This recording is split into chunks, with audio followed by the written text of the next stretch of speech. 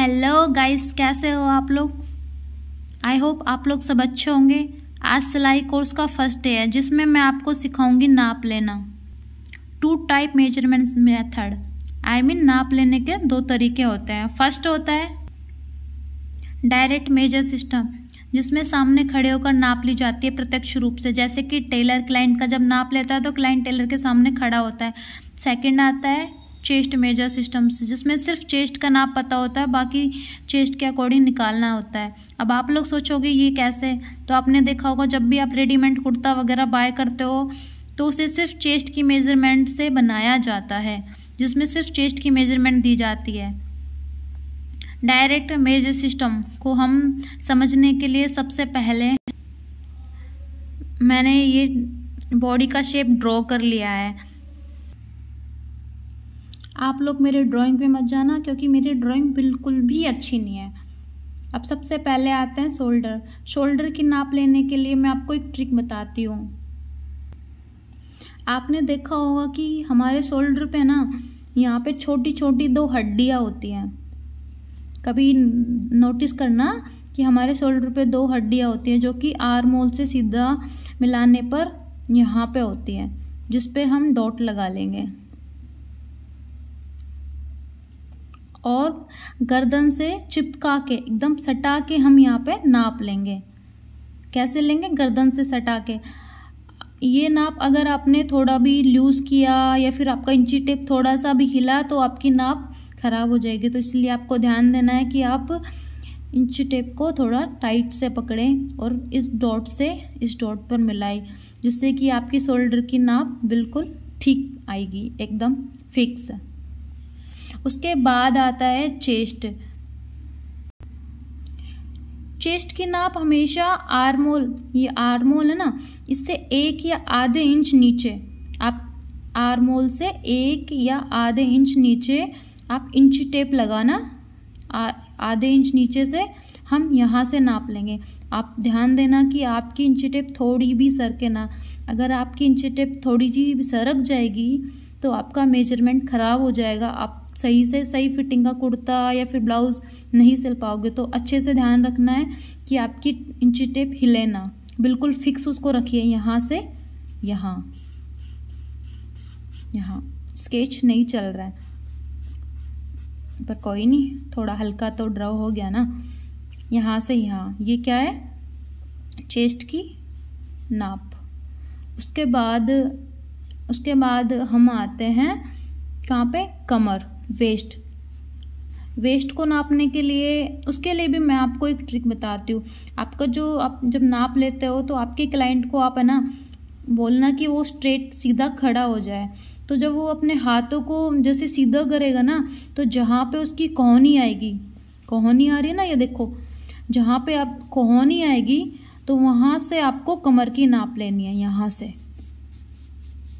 ये आप लोगों के लिए बहुत अच्छी ट्रिक है। आप अगर मानो तो आपकी जहाँ से कोहनी आएगी आपको कमर की नाप यहाँ से लेनी है। इसमें भी आपको इंच टेप बिल्कुल ठीक रखना है, ढीला ना हो, जिससे कि आपकी नाप खराब ना हो। बिल्कुल फिक्स रखना है। आपकी वेस्ट मतलब कमर की नाप अच्छी रहेगी, ठीक आएगी, एकदम फिक्स। आपका कुर्ता हो, सूट, जो भी आप सिल रहे हो, एकदम फिक्स रहेगा। उसके बाद आते हैं हम हिप की नाप के लिए भी आपको एक ट्रिक बताते हो, जिसमें आप जब अपने क्लाइंट को सीधा खड़ा करेंगे तो उस क्लाइंट की जो कलाई होती है ना, जिसमें हम राखी बांधते हैं, कलाई, जिस कलाई की सुध में हम हिप की नाप लेंगे। ये देखो आ रही है ना, कलाई की सुध में हिप की। यहाँ से अगर हम हिप की नाप लेंगे ना तो हमारी हिप की नाप एकदम फिक्स आएगी, बिल्कुल मेजरमेंट बिल्कुल फिक्स रहेगा एकदम। तो ये ट्रिक आई होप आप लोगों को अच्छी लगेगी, एकदम इजी। कमर की नाप को हमें हमेशा कोहनी से देखना है और इसकी हिप की नाप को कलाई से, और जो चेस्ट की नाप होती है ना, चेस्ट, उसको आर्म होल के 1 या आधे इंच नीचे से। ओके। उसके बाद आता है हमारा स्लीव लेंथ। स्लीव लेंथ को हम हमेशा, जो डॉट लगाया था ना, जो हमारी हड्डियाँ होती हैं, आपको बताया था छोटी सी हड्डी होती है शोल्डर से, वहाँ से आपको जितना भी आपका स्लीव लेंथ लेना है, आप कितना लेना चाह रहे हो, जितना भी आपको यहाँ पे निशान लगा लेना है यहाँ से, तो आपकी स्लीव लेंथ एकदम ठीक आएगी।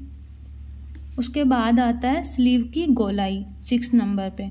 6 की गोलाई के लिए हम यहाँ से यहाँ पर नाप लेंगे, इसके चारों ओर जी टेप से। आ गया। अब उसके बाद सबसे इम्पोर्टेंट आता है कुर्ती की। सबसे इम्पोर्टेंट चीज़ है, हम अगर कुर्ती की लंबाई ले रहे हैं ना, जैसे कि कुर्ता सिल रहे हैं, सूट सिल रहे हैं, या फिर मतलब जो भी पहनते हैं, जैसे कि कुर्ता टॉप वगैरह भी सिल रहे हैं, जैसे टॉप वगैरह अपन थोड़ा लॉन्ग में टॉप सिल रहे हैं, तो उसकी हमेशा जो नाप लेते हैं ना, वो हम फ्रंट से लेते हैं। कहाँ से लेते हैं? फ्रंट से लेते हैं। लेकिन जो ब्लाउज़ की नाप होती है ना, ब्लाउज़ की नाप को हम हमेशा बैक से लेते हैं, कभी हम फ्रंट से नहीं लेते। अगर आप ब्लाउज़ की नाप को फ्रंट से लोगे तो आपकी नाप फिक्स नहीं बैठ पाएगी। आपको ब्लाउज़ की नाप हमेशा, ब्लाउज़ की और शोल्डर की नाप हम हमेशा कहाँ से लेंगे? पीछे से। बाकी सारी नापों को हम लेंगे फ्रंट से। ये चीज़ आप याद रखना, जिससे कि आपका ब्लाउज़ वगैरह या फिर कुर्ता वगैरह बिल्कुल फिक्स बैठे। उसके बाद 3rd नंबर, उसके बाद 9 नंबर पे क्या आता है? टमी। स्केच नहीं चल रहा है, एक सेकेंड। 9 नंबर पे आता है टमी। टमी वैसे नाप में इम्पोर्टेंट नहीं होता है, पर काफ़ी लोगों को, जैसे कि आपने देखा हो प्रेगनेंसी में लेडीज़ का या फिर किसी वजह से काफ़ी लेडीज़ का टमी बहुत अप होता है, तो इसके लिए टमी की नाप भी ज़रूरी होती है कभी कभी। तो जैसे कि जो मोटी लेडीज़ है, जैसे कि नॉर्मल है फिक्स, तो उनके लिए कमर और हिप के मेजरमेंट से ठीक आ जाएगा। लेकिन जैसे कि जिनका पेट थोड़ा अप है, तो उनके लिए है पेट की नाप भी बहुत ज़रूरी है। पेट की नाप को हम कमर की नाप और हिप की नाप के बीच से लेंगे, वो भी लेना ज़रूरी है अगर पेट अप है तो, जब भी आपका सूट या फिर कुछ भी आप सिल रहे हो वो ठीक बैठ पाएगा। अगर आपको मेरी वीडियो पसंद आए तो please like, share, comment and subscribe. Thank you, bye.